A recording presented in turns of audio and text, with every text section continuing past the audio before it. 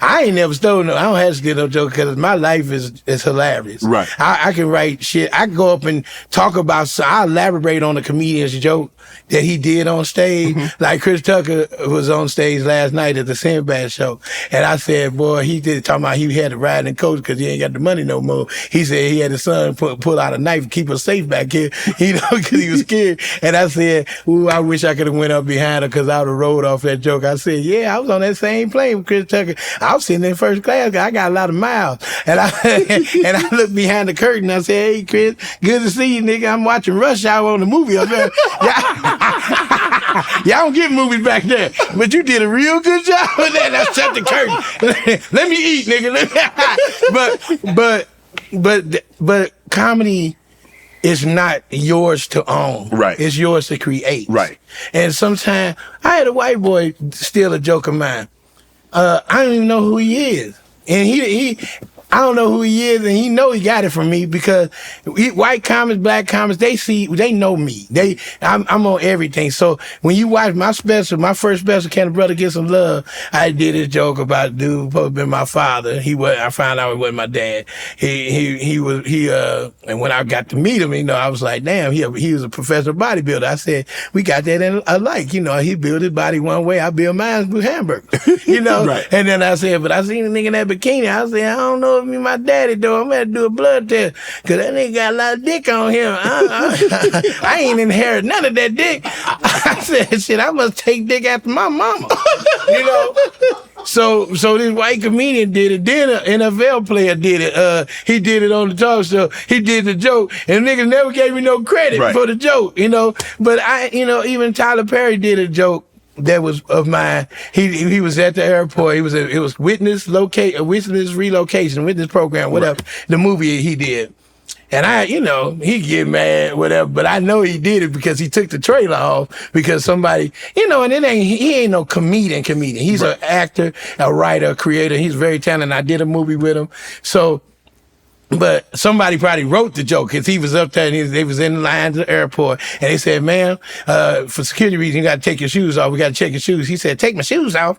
He said, who gonna put them back on? That's my joke. I did that on my special, my 30-minute special on Comedy Central. Right. That's one of my main jokes, I said, I ain't got no bombs in my shoes. I said, if I had bombs in my shoes, as heavy as I am, as soon as I put them on, this shit is gonna explode. Right. And that's the joke, Right. So, but I mean, when it comes down to that, when Cat was jumping on, I said, nigga, you make $100,000 a fucking show, motherfucker. You worried about the pussy ass joke you did back on Comic View? Mm-hmm. I love Cat. Cat is, I knew Cat when he was Cat in the Hat, and we was in Stockton. He may have said he alive, but he know who I am. I remember back way before he was famous, we were doing tours with Rick Sullivan up here in Oakland. We did all of what's it called up there? We did Stockton. We did all the Northern California joints, and Fresno, all that. And Cat was very talented. He was funny. He was a good dude. He was always quiet, but he was funny. He did his thing. But when he blew up on that Money Mike on Friday, I said, that nigga about to be a superstar. Because that Money Mike, he embellished every character that some bitch do. That some bitch, he eats them characters up. Yes. Money Mike, he eat it and he rolled, he turned, and that's why, Rudy Ray Moore told me something way back. He said, use what you got. You fat, talk about your fat. Use everything you got. And Cat took that pimp role and metamorphosized that some bitch into a career. You remember he had the Pimpology, all that shit. Yeah. He made Chronicles. Pimp Chronicles. I mean, he made so much out of that. He became the hottest, one of the most prevalent comedians in the world because he used it. That's called milking your career. Okay. And what he did with that, was powerful. And then when he was on My Wife and Kids, and he played Damon Wayans' nemesis, man, that dude's funny. He's so talented. Yeah. And I think, and then the painful thing, I think that he doesn't get all that he deserves. And I understand because how hard he goes. And he is very smart and very talented. But him relishing off of one little joke said back then, fuck that. So if somebody steal, you're okay if they steal the I'm joke? not okay with it. You're not okay with it. But what if they gave you credit and said, man, I took this joke from Lavell? Yeah, that'd be great. And then make the check out to Lavell. You know, that's what you do. You know, especially if you are famous. Right. I mean, if you blocking me and you getting all these opportunities, like, cause, you know, prime example, everybody asked me about that Mr. Brown shit, right? Right. Okay. That Mr. Brown shit, everybody look. That's all everybody know. Man, when you went up on Mr. Brown, boom, boom, boom. And David Mann, he's a nice guy. Right. Whatever.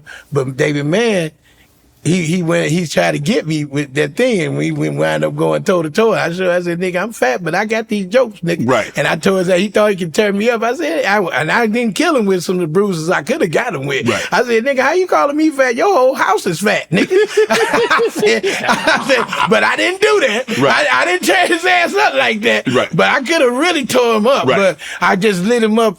Just enough. Intellectual. It could have been worse. Yeah, and it was weird because I didn't want it to get weird. Right. With Steve Harvey's, it was still a show, right? And I didn't want to make it, but I knew where I was. But Steve know I always clown. But where that all came from, we did.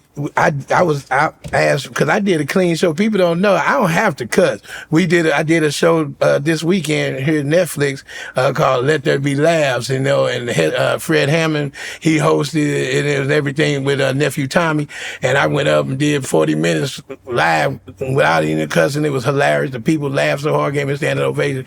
But I could probably go do the church circuit and probably be just as famous as I am over here. Right. So, but I just, you know, I mean, God guide me where he want me to. But so anyway, so I did this mega fest with TD Jakes.